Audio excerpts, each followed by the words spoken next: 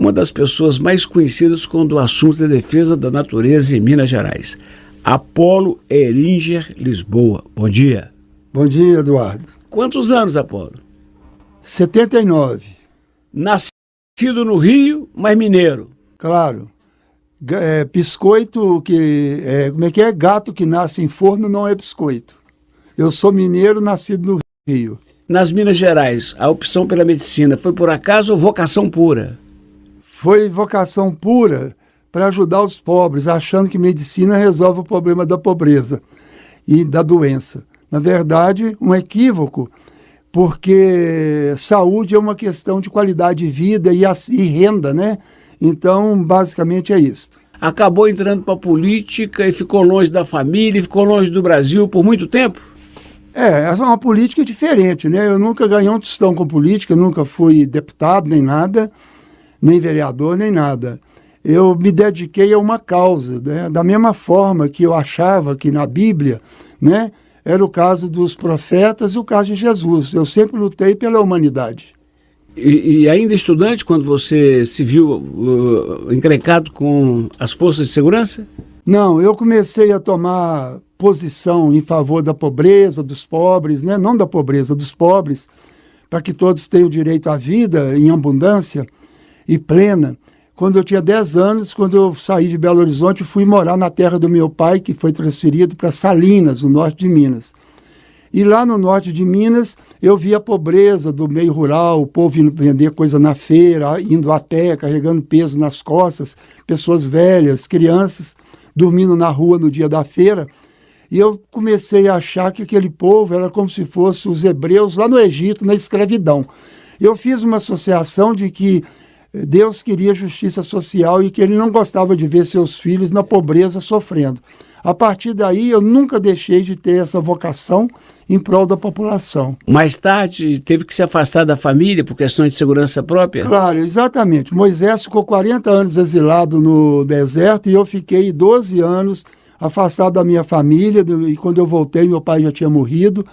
E foi um sacrifício que eu fiz em defesa de uma causa boa, que era liberdade, justiça social. Percorri o mundo inteiro e voltei para o Brasil com anistia. Morou em vários países? Eu morei no Chile, morei na Argentina, morei 5 anos no país árabe, muçulmano, Argélia, como médico, pneumologista, né, médico de pulmão. Morei também na Bélgica, morei na França. E quando veio a anistia que você voltou ao Brasil, ficou feliz por estar de volta à terra natal ou decepcionado com o que encontrou? Não, eu fiquei muito feliz e eu cheguei trazendo um crucifixo de um amigo meu, um crucifixo enorme de madeira, né, mostrando Cristo na tortura da cruz. E eu cheguei e aí as pessoas falaram, Cristo também está voltando do exílio? Eu falei, sim, comigo, ele nunca saiu do meu coração. E fui recebido pelos meus irmãos, amigos e pela minha mãe, que já era viúva, que sofreu muito, porque o filho é como uma víscera que se desprende do corpo da mãe, né? E ela nunca esquece o filho. Então, a minha volta foi a coisa mais emocionante da minha vida. E quando você fala em irmãos, não são poucos, né? São 12. Nós somos uma família de 12 filhos, fora as pessoas que minha mãe criou. Oh, bênção. A paixão pela natureza é de nascença ou o tempo construiu? O tempo construiu. Eu acreditava que só o ser humano merecia respeito. Eu descobri que a natureza, a água, o solo, os animais e as plantas são nossos irmãos de nave espacial, que nós estamos numa nave espacial, a Terra. E essa Terra é limitada em condição de sobreviver. Se a gente desgastar e arrebentar a natureza, nós estamos isolados no espaço e sem água e sem comida. Por isso que a minha vocação pela natureza é também uma preocupação política, da sustentabilidade da nossa sobrevivência aqui. Provavelmente a instituição, o órgão, enfim, a representação mais efetiva na luta pela preservação do meio ambiente de Minas Gerais seja o Projeto Manuelzão, ligado à Universidade Federal de Minas Gerais. Uma cria sua. O Manuelzão é um grande orgulho? Sim, eu comecei com esse projeto a partir da minha especialidade na cólera, uma doença que vem da falta de saneamento da água dos rios. E aí eu já tinha trabalhado na Argélia, na África, com essa doença e praticamente eu era o único especialista no Brasil na cólera. Fui para o Peru, fui para o Ministério da Saúde, me mandou para vários locais e fiz meu mestrado na universidade em Fortaleza. A cólera me levou a ver a água dos rios como veículo tanto de saúde quanto de doença, dependendo da maneira como a gente trata os rios. A partir daí eu me dediquei a um projeto de revitalizar o Rio das Velhas, que deu muito certo até 2010, com 60% de sucesso. Não foi mais porque os governantes não entendem que o rio é muito importante para o povo, fonte de alimento, fonte de água pura, né? Que é uma Bolsa Família da natureza pelo trabalho, e não um favor de governo, porque o povo não precisa de favor, o povo precisa de justiça. Por falar em governantes, você também se filiou a um partido político e foi um dos primeiros a se desgarrar quando ele estava no poder. É decepção? Olha, a vida é de decepção e sonhos. O normal é assim, a vida de qualquer aspecto. Então, no meu caso, eu voltando do exílio, né? Eu engajei na construção do PT, fui fundador do PT, viajei muito com o Lula, sou amigo pessoal dele. Isso não me impediu de ver o Lula como um ser humano. Ele não é um Deus. Ele é sujeito a erro como qualquer pessoa. E eu continuo amigo e crítico. Quando preciso de criticar, eu não sou puxa-saco, eu critico. Para o bem do Brasil. O meu objetivo não é partido, não é homem. Quando eu desgarrei da placenta da minha mãe, eu aprendi a não viver colado com ninguém, com nenhuma mulher e nem com nenhum homem. Eu sou independente, nas ideias. Agora, eu admiro o Lula e admiro os brasileiros que o apoiam. Porém, eu sou acima dos partidos. Você me disse que só depois dos 50, quando deixou de seguir e virou protagonista, sua vida mudou. Claro, eu cheguei à conclusão que a minha vida tinha muito valor. Eu não nasci à toa. Então, eu sempre segui outras ideias e tal. Com mais ou menos 50 anos, eu tive uma crise, né, quando eu saí do PT, e eu peguei e falei, agora eu vou ser eu. Para errar, basta, eu não preciso de companhia para errar. Se eu estou errando em companhia dos outros, eu vou tentar errar sozinho. E aí aproveitei meu nome Apolo, lembrei da nave espacial, falei, eu estou voltando da Lua e vou redescobrir o planeta Terra. E acabei redescobrindo a política, redescobrindo a minha trilha de vida, e hoje eu sou protagonista. Eu sou eu para errar e para acertar. Né? Foi daí que você arrumou esposa? Depois que eu fiz isso, que eu resolvi ser eu casei, tenho 3 filhos, construí minha casa onde eu moro, publiquei um livro que foi citado pela Enciclopédia Britânica como o melhor romance do ano, em 1990. Tudo meu começou a dar certo quando eu assumi a minha visão autoral da minha própria vida.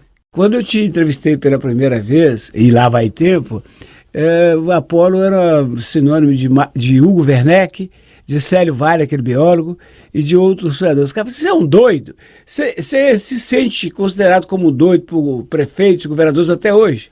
Olha, essa questão de ser doido, por exemplo, a pessoa que não coloca a vida a serviço do dinheiro, muita gente considera que está doido. Os profetas eram considerados loucos. Jesus Cristo também era. Por quê?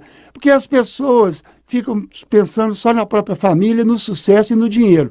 Eu sempre coloquei isso como coisa secundária. Para mim, o mais importante é ser coerente, ser honesto e respeitar as pessoas e lutar para o bem comum. Você tentou tornar o Rio das Velhas nadável, fracassou. Tentou criar um partido político acima da média, fracassou.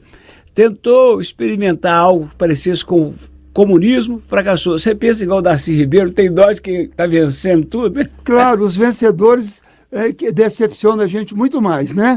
Porém, a tentativa de vencer, como um peixe de piracema, né, que sempre está lutando contra a corrente, para mim é uma coisa da natureza. Então eu estou sempre lutando para vencer, para superar, em amor às boas causas. Se eu vou vencer ou não, não depende de mim, depende muitas vezes da sociedade que você vive, né? Por exemplo, se tivesse te ouvido 20 anos atrás, Belo Horizonte teria as enchentes que tem hoje? Jamais. Não teria rio canalizado, você não teria rua beira-rio, todas as ruas e avenidas cruzariam o rio numa ponte, toda a beira de rio seria parque ciliar para você caminhar e nadar com seus filhos nos rios, porque não teria esgoto em rio nenhum. Você teria uma Copasa com a mentalidade ecológica. Você não teria gente querendo ganhar dinheiro, destruindo os rios e maltratando o povo com IPTU. E a Pampulha, nosso cartão postal maior, tem jeito de parar de feder daquele tanto? Olha, o que fede não é o cartão postal. O que fede é o cartão, postal. Então, a Pampulha tem esgoto no rio porque a Copasa não cumpre o contrato que ela fez com as prefeituras de tratar o esgoto. E as prefeituras não cobram da Copasa. Toda a destruição da natureza leva. Se os rios fossem leito natural, se ninguém tivesse construído na beira dos rios, se os rios fossem como nossas praias, respeitado uma distância, você teria uma cidade cheia de rios, cheia de peixe, que você podia chegar do trabalho e nadar nos rios. Por que destruíram isso? Por causa do dinheiro, né? Outro dia, numa audiência pública na Assembleia, depois da fala de representantes do governo e da mineradora, Tamisa, de que tudo que está acontecendo próximo à Serra do Curral é legal, o senhor levantou e disse, mas é imoral. Isso é o que tem acontecido ao longo do tempo no país? Legal, mas imoral? Claro, por exemplo, eu sempre falo e falei lá na Assembleia Legislativa, na presença inclusive de altas autoridades, que Jesus Cristo foi crucificado dentro da lei romana e da lei judaica. E a história considerou isto imoral. Ou seja, ser legal tem sido usado pelos governantes para cobrir as suas imoralidades, porque o importante é que tudo que eles estão fazendo é para prejudicar o povo e favorecer dinheiro. E essa lógica é uma lógica diabólica, segundo as Sagradas Escrituras. Apolo Erige Lisboa, muito obrigado pela visita, saúde, força, 79 anos. Está animado? Muito animado. Eu acho que a gente não pode morrer antes da época. Eu continuarei vivo e lutando até o meu último suspiro. E sempre favorecendo a humanidade, nunca procurando o meu interesse pessoal em primeiro lugar. Este é o Apolo